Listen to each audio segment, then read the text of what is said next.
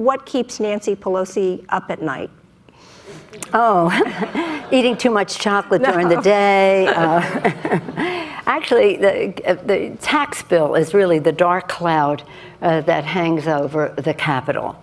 The fact that the Republicans rushed through this tax bill, trillions of dollars of impact on our economy, with no hearings, no expert advice as to what the impact will be on our future.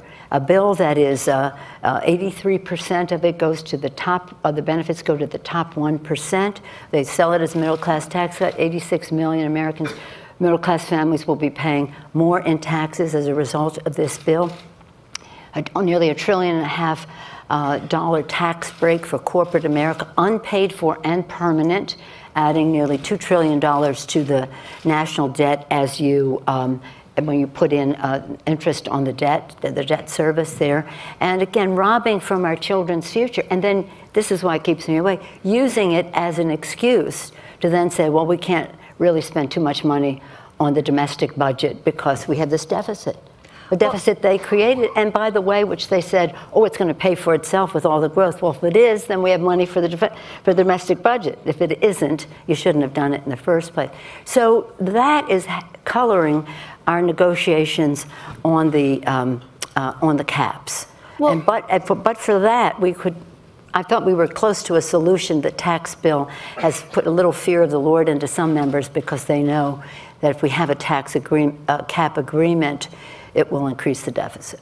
Well, the national debt. It's gotten to be pretty predictable that in these midterm election seasons, you're going to see a lot of yourself on television in Republican campaign ads. We've already seen one in Pennsylvania quite recently. And one of the arguments that they are making in the ads is taking issue with your use of the word crumbs to describe the, say, average $1,000 that people are the average household gets in their pocket from this bill. I noticed that you just used the word goodies rather than crumbs. Was crumbs a goodies? Either way. Either one, because it's not a question of $1,000.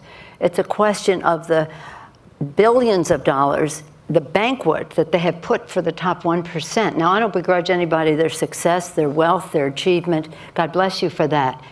But I saw a cartoon. The cartoonists always sort of have it.